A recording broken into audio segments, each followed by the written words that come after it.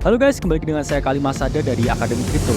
Kali ini kita akan membahas kesalahan-kesalahan yang sering dilakukan trader pemula. Manusia tidak ada yang sempurna, manusia selalu banyak kesalahan. Tapi memang mempelajari kesalahan akan membuat kita menjadi semakin lebih baik. Apalagi ketika kita mencoba sesuatu yang baru. Kita harus mempelajari kemungkinan kesalahan yang bisa kita lakukan supaya kita bisa memiliki performa yang lebih baik ketika mencoba sesuatu yang baru. Contohnya adalah trading di market cryptocurrency. Saya juga manusia biasa, saya pun juga melakukan banyak kesalahan, terutama ketika saya pertama kali mencoba trading. Banyak kesalahan yang saya lakukan, sehingga saya berharap kesalahan tersebut tidak kalian lakukan. Maka dari itu, di sini kita akan jelaskan beberapa kesalahan-kesalahan yang harusnya kalian tidak lakukan sebagai trader kripto. Pertama, tidak bisa melakukan analisa sendiri. Ini adalah kesalahan paling umum, paling fatal, dan paling sering terjadi. Gimana kamu mau sukses trading kalau kamu aja nggak bisa melakukan analisa, nggak bisa technical analysis, nggak bisa cara baca chart, nggak bisa menentukan posisi yang ideal, dan lain sebagainya. Sehingga ketika kamu tidak tahu sama sekali, apa yang kamu lakukan hanya meniru apa yang dilakukan orang lain.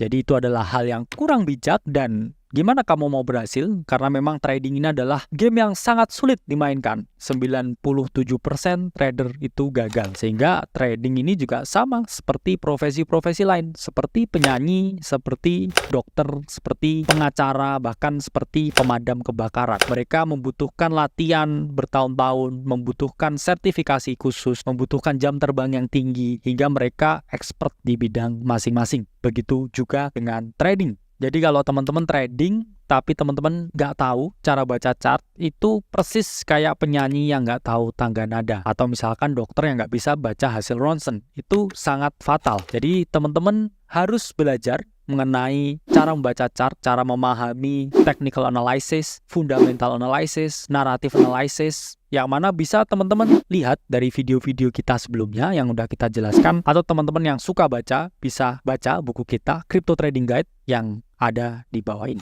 Kesalahan kedua yang sering trader pemula lakukan itu adalah percaya apa kata berita. Ya, jadi mungkin kalian yang masih pemula kadang membaca headline suatu berita ini langsung asal percaya gitu aja. Percaya 100%, seakan-akan karena ini diliput di media A, karena ini diliput di media B, ini pasti benar. Kalian baca headline-nya terhadap suatu topik tertentu dan kalian langsung melakukan suatu aksi pembelian atau aksi penjualan. Padahal di kripto itu ada istilah buy the rumor and sell the news. Atau teman-teman beli rumornya dan ketika udah masuk berita itu waktunya jualan. Istilahnya apa? Istilahnya teman-teman ketika sesuatu itu sudah masuk di berita, sudah diberitakan, semua orang sudah tahu, herd behavior sudah menyebar, itu adalah tandanya kamu telat terhadap sesuatu atau top signal atau suatu sinyal di mana teman-teman harus melakukan hal yang sebaliknya. Masih ingatkah di 2021 ketika media-media lokal memberitakan mengenai Metaverse? Metaverse is the future, let's invest in Metaverse. What happens? Setelah 2 minggu berita itu keluar, semua aset Metaverse mengalami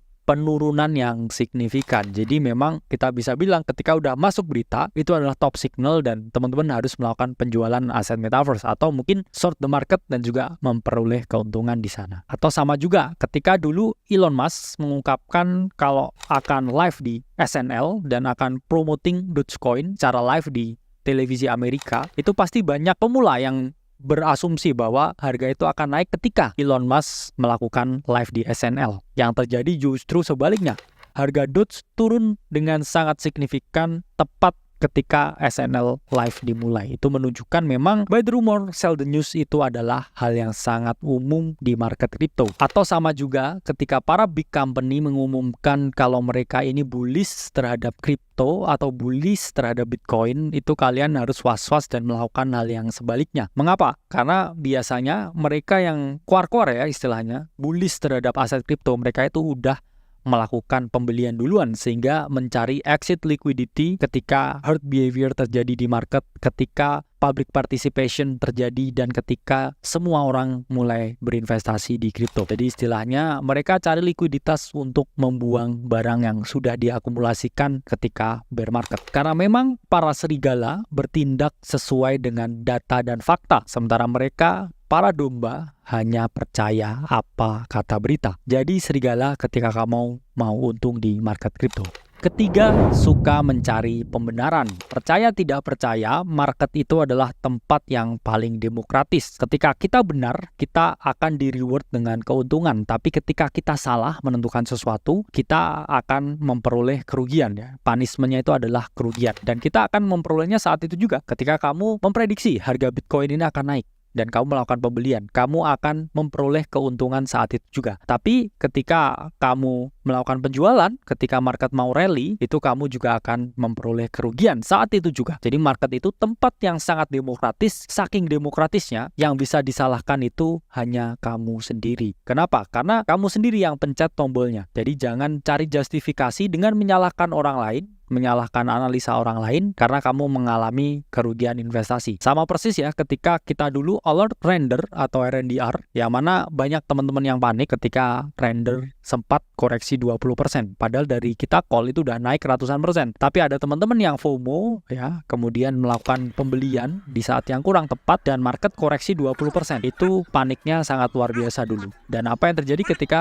teman-teman panik, market rally lagi. Jadi itulah pentingnya teman-teman memahami apa yang teman-teman beli dan semua keputusan trading, semua keputusan investing itu ada di teman-teman sendiri. Jadi sebelum berinvestasi, teman-teman tetap harus do your own research, do diligence, dan juga mencari informasi-informasi yang relevan sebelum melakukan suatu keputusan. Dan ada juga nih seringkali teman-teman ini kadang ya, yang pemula ini kurang percaya diri terhadap keputusan mereka sendiri. Jadi mereka membuat suatu analisa nih, udah valid analisanya, tapi sebelum mengeksekusi trade-nya, mereka buka media sosial, search ya, tentang analisanya ini. Apakah ada orang yang sama berpikir seperti saya? Apakah orang-orang ini setuju dengan pendapat saya? Jadi mereka sebelum mengeksekusi suatu trade ini ketakutan apakah ada orang lain yang berpikir sama dengan dia. Jadi ketika ada orang yang berpikir sama dengan dia, ini mereka malah merasa lebih percaya diri sebelum mengambil trade. Padahal hal tersebut sangat tidak tepat karena orang yang harus kalian percayai itu adalah kalian sendiri.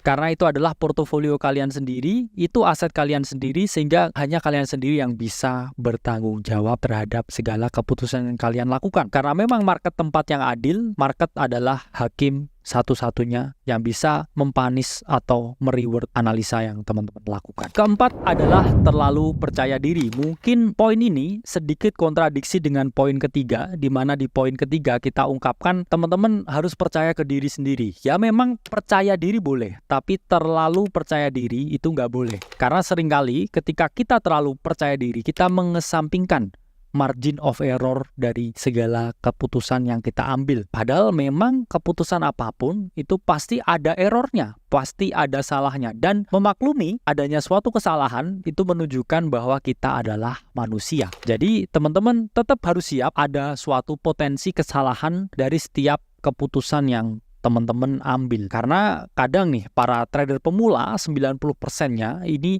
selalu merasa overconfident karena di market ini ada beginner's luck istilahnya. Jadi kamu mungkin 1 tahun trading pertama itu semua analisa yang kamu lakukan tuh benar. 1-2 tahun tuh benar. Kemudian di tahun kedua sampai tahun keempat ini biasanya teman-teman diuji ketika dinamika market berubah, ketika strategi teman-teman harus dirubah, dan juga emosional teman-teman mulai terganggu dengan keadaan-keadaan atau perubahan-perubahan yang sangat cepat tersebut. Sehingga banyak yang setelah tahun kedua itu justru memperoleh kerugian sampai tahun keempat.